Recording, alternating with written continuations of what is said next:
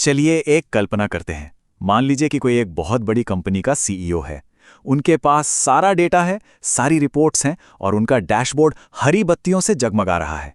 लेकिन फिर भी कहीं ना कहीं एक एहसास है कि जमीनी स्तर पर कंपनी में असल में क्या चल रहा है, ये पूरी तरह से नहीं पता। क्यों? क्योंकि वे उस जगह से बहुत दूर हैं जहां असली काम होता है। आज हम एक ऐसे ही सिद्धांत के बारे में बात करने जा रहे हैं जो ठीक इसी दूरी को मिटाता है, जेम्बा। इसका मूल विचार बहुत ही सरल लेकिन बेहद शक्तिशाली है। उस असली जगह पर जाओ जहां मूल्य बनता है और अपनी आंखों से देखो।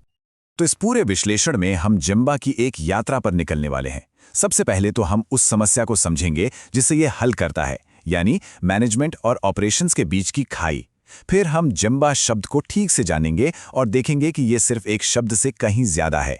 उसके बाद हम सबसे जरूरी हिस्से पर आएंगे, एक असरदार जेम्बा वॉक कैसे करें, इसके लिए एक 4 कदमों वाली गाइड। हम ये भी देखेंगे कि ये लीन मैन्युफैक्चरिंग के बड़े दर्शन से कैसे जुड़ता है।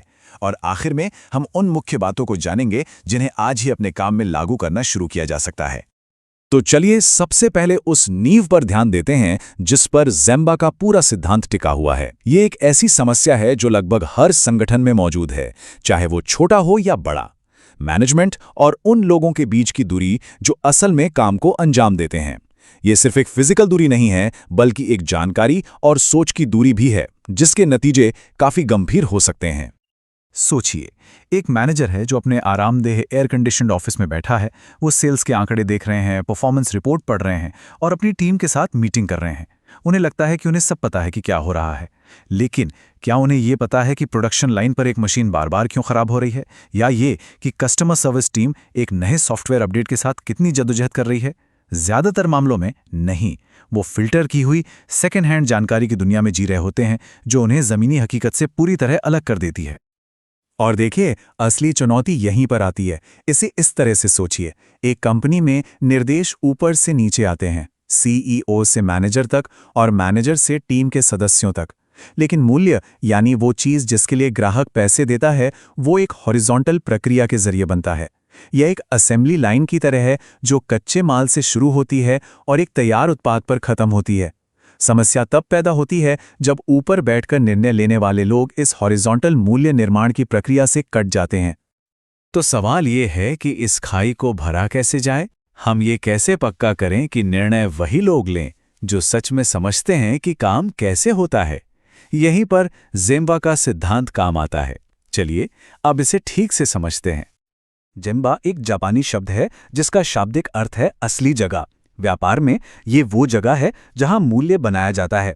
एक कारखाने के लिए ये असेंबली लाइन है, एक रेस्टोरेंट के लिए ये किचन है, एक अस्पताल के लिए ये ऑपरेशन थिएटर या मरीज का कमरा है, एक सॉफ्टवेयर कंपनी के लिए ये वो जगह है जहां प्रोग्रामर कोड लिखते हैं या जहां यूजर एक्सपीरियंस डिजाइनर प्रोटोटाइप का परीक्षण करते हैं। मतलब जेम्बा कोई भी ऐसी जगह है जहां काम होता है और ग्राहक के लिए मूल्य पैदा होता है। ये समझना बहुत जरूरी है कि जेम्बा क्या है और क्या नहीं है। ये कोई मैनेजमेंट बाय वॉकिंग अराउंड वाली अनौपचारिक चीज नहीं है। इसका मकसद लोगों पर नजर रखना या उनकी गलतियां पकड़ना बिल्कुल नहीं है, और न ही ये मौके पर ही समस्याओं को ठीक करने के बारे में है, बल्कि जेम्बा सम्मान और जिज्ञासा के साथ देखने समझने का एक अभ्यास है। ये प्रक्रियाओं को समझने, रुकावटों को पहचानने और उन लोगों के साथ बातचीत करने का एक मौका है जो काम करते हैं ताकि सुधार के लिए विचार स्वाभाविक रूप से सामने आ सकें। ड्वाइट आइजनहावर की ये बात जेम्बा के पूरे सार को एक लाइन में बता देती है। जब आप समस्या से दूर होते हैं तो समाधान बहुत आसान लगते हैं। एक स्प्रेडशीट पर एक ऐसी प्रक्रिया डिजाइन की जा सकती है जो बिल्कुल सही लगे, लेकिन जब आप उसे सच में काम करते हुए देखते हैं तब आपको वो सारी पेचीदगियां और चुनौतियां नजर आती हैं जिनकी कल्पना भी नहीं की गई थी। जेम्बा उस 1000 मील की दूरी को बंद करके वास्तविकता को फर्स्ट हैंड देखने के लिए मजबूर करता है। चलिए थ्योरी तो समझ ली, लेकिन जेम्बा की असली ताकत तो इसे करने में है।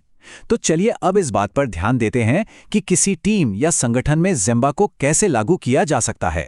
हम एक संरचित 4 कदमों वाला तरीका देखेंगे जिसे जेम्बा वॉक के नाम से जाना जाता है। एक कामयाब जेम्बा वॉक के ये 4 जरूरी कदम होते हैं। पहला, उद्देश्य जाने, मतलब इस वॉक से हासिल क्या करना है। दूसरा, जेम्बा को जाने, यानी किस प्रक्रिया या क्षेत्र को देखा जाएगा। तीसरा, निरीक्षण करें, यह है असल वॉक, जहां देखा, सुना और सीखा जाता है। और चौथा, सुधार करें, जहां सीख को एक्शन में बदला जाता है। आइए हर कदम को थोड़ा और विस्तार से देखते हैं। दूसरे कदम, जेम्बा को जाने में तैयारी सबसे जरूरी है। ऐसा नहीं हो सकता कि बस यूं ही कहीं भी घूमने निकल गए। एक योजना की जरूरत होती है। जैसा कि इस सुविधा के नक्शे पर देखा जा सकता है, एक खास रास्ता और फोकस एरिया तय करना जरूरी है।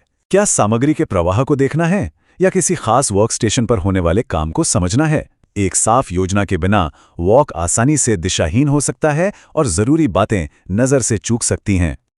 पूरी की पूरी वैल्यू स्ट्रीम को एक बार में देखने की कोशिश करना बहुत मुश्किल हो सकता है और इससे अक्सर सिर्फ सतही जानकारी ही मिल पाती है।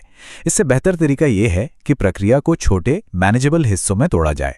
जैसा कि यह शेड्यूल दिखाता है, सोमवार को रिसीविंग और असेंबली ए पर ध्यान दिया जा सकता है, फिर बुधवार को परचेजिंग पर जा सकते हैं। इससे हर क्षेत्र में गहराई से जाने, पैटर्न देखने और असल में ये समझने का मौका मिलता है कि हो क्या रहा है। तीसरा कदम, निरीक्षण करें। यह जेम्बा वॉक का दिल है और यह सिर्फ देखने तक सीमित नहीं है, यह सुनने और पूछने के बारे में भी है। लेकिन पूछने का तरीका बहुत मायने रखता है। लक्ष्य किसी पर दोष मढ़ना नहीं, बल्कि समझना है। खुले सिरे वाले सम्मानजनक सवाल पूछें। क्या आप मुझे दिखा सकते हैं कि यह काम कैसे किया जाता है? यह एक सरल सवाल है, लेकिन ये लोगों को विशेषज्ञ के रूप में रखता है। अगर इसमें कुछ बदलने का मौका मिले तो क्या बदलेंगे? यह सुधार के लिए बहुत कीमती जानकारी दे सकता है। होम डिपो के पूर्व सीईओ बॉब नार्डेली का यह उद्धरण जेम्बा के अंतिम लक्ष्य को दिखाता है। प्रक्रिया को एक ग्राहक की तरह देखना, बिना किसी पूर्व धारणा या फिल्टर के। यह वास्तविक बनाम काल्पनिक के बीच के अंतर को देखने के बारे में है। अक्सर एक प्रक्रिया वैसी होती है जैसा हम सोचते हैं कि वो काम करती है, यानी काल्पनिक, और फिर एक प्रक्रिया वैसी होती है जैसा कि वो वास्तव में काम करती है, यानी वास्तविक। जेम्बा हमें उस अंतर को देखने में मदद करता है। अच्छा, अब जब हमने ये समझ लिया है कि जेम्बा क्या है और इसे कैसे करते हैं, तो चलिए एक कदम पीछे हटते हैं और देखते हैं कि यह एक बड़े मैनेजमेंट दर्शन लीन मैन्युफैक्चरिंग में कैसे फिट बैठता है। जेम्बा सिर्फ एक अकेला टूल नहीं है, यह लीन के मूल सिद्धांतों को असल में लागू करने का एक तरीका है। लीन मैन्युफैक्चरिंग का पूरा आइडिया ही इस बात पे टिका है कि उन सभी गतिविधियों को खत्म किया जाए जो कोई वैल्यू नहीं जोड़ती। दूसरे शब्दों में, बर्बादी को खत्म करना। लेकिन बर्बादी को तब तक कैसे खत्म किया जा सकता है जब तक ये पता ही ना हो कि वो है कहां। यहीं पर जेम्बा वॉक काम आता है। ये बर्बादी को पहचानने और उसे खत्म करने के लिए सबसे जरूरी, सबसे शक्तिशाली उपकरणों में से एक है, क्योंकि ये उसे सीधे एक्शन में देखने का मौका देता है। लीन में बर्बादी को अक्सर 3M में बांटा जाता है। इसमें पहला और सबसे आम है मुदा। ये कोई भी ऐसी गतिविधि है जो संसाधनों का उपयोग तो करती है, लेकिन ग्राहक के लिए कोई मूल्य नहीं बनाती है। डॉक्टर के ऑफिस में मरीज का इंतजार करना मुदा है। एक गोदाम में अतिरिक्त इन्वेंट्री रखना मुदा है। एक कर्मचारी को कोई टूल खोजने के लिए अपने वर्कस्टेशन से चल के जाना पड़ता है, ये भी मुदा है। ये बर्बादी का सबसे साफ रूप है जिसे हम खत्म करना चाहते हैं। दूसरा M है मुद्रा, जिसका मतलब है असमानता या उतार चढ़ाव। कल्पना कीजिए कि एक ऐसी नदी में नाव चलाई जा रही है जो कभी शांत होती है और कभी उग्र। इस तरह की एक अनियमित प्रक्रिया में काम करना मुश्किल और अक्षम होता है। महीने के अंत में सभी रिपोर्टों को पूरा करने की हड़बड़ी मुद्रा है। एक दिन 100 यूनिट और अगले दिन 10 यूनिट बनाना मुद्रा है। ये अस्थिरता सिस्टम में तनाव पैदा करती है और अक्सर बर्बादी यानी मुद्दा का कारण बनती है। और आखिरी M है मुरी, यानी किसी पर जरूरत से ज्यादा बोझ डालना। यह तब होता है जब हम लोगों या उपकरणों को उनकी क्षमता से ज्यादा धकेलते हैं। एक कर्मचारी को बिना सही ट्रेनिंग के बहुत ज्यादा जिम्मेदारियां देना मुरी है। एक मशीन को उसकी बताई गई गति से तेज चलाना मुरी है। थोड़े समय के लिए यह उत्पादकता में वृद्धि की तरह लग सकता है, लेकिन आखिरकार ये बर्नआउट, ब्रेकडाउन, सुरक्षा मुद्दों और गुणवत्ता में गिरावट की वजह बनता है। तो चलिए अब मुदा की उन 7 क्लासिक श्रेणियों को देखते हैं जिन्हें एक जेम्बा वॉक पहचानने में मदद कर सकता है। जरूरत से ज्यादा उत्पादन करना, सामान की अनावश्यक ढुलाई, अतिरिक्त इन्वेंट्री यानी गोदाम में पड़ा माल जो इस्तेमाल नहीं हो रहा, इंतजार का समय जब लोग या मशीनें खाली हों, डिफेक्ट्स यानी गलतियां जिन्हें ठीक करना पड़ी, अतिरिक्त प्रोसेसिंग मतलब ऐसा काम जिसकी ग्राहक को जरूरत नहीं है, और अंत में लोगों की अनावश्यक हलचल। जब जेम्बा में होते हैं तो इन बर्बादियों के उदाहरणों को सक्रिय रूप से खोजा जाता है। तो हमने जेम्बा को समझा, उसे करने का तरीका देखा और उसे लीन फिलॉसफी से भी जोड़ा। चलिए अब सब कुछ एक साथ लाकर इस शक्तिशाली दृष्टिकोण के मुख्य संदेश और फायदों को संक्षेप में समझते हैं। तो सवाल उठता है कि जेम्बा आखिर इतना जरूरी क्यों है, इस पर इतना समय और मेहनत क्यों लगाई जाए? क्योंकि ये सेकेंड हैंड रिपोर्ट से आगे बढ़कर ये देखने की अनुमति देता है कि वास्तव में क्या हो रहा है। ये उन लोगों से सीधे सुनने का अवसर देता है जो काम को सबसे अच्छी तरह जानते हैं। ये क्वालिटी और सुरक्षा जैसे अमूर्त मूल्यों को ठोस और महत्वपूर्ण बनाता है। ये सुनिश्चित करके टीमों को एक साथ लाता है कि हर कोई एक ही लक्ष्य की ओर काम कर रहा है। अंततः जेम्बा 3 महत्वपूर्ण चीजों पर ध्यान केंद्रित करता है: उद्देश्य, प्रक्रिया और लोग। और ये सब इस सरल लेकिन गहन मंत्र में समाहित है। जाकर देखें, अपनी धारणाओं पर भरोसा ना करें, वास्तविकता को देखें।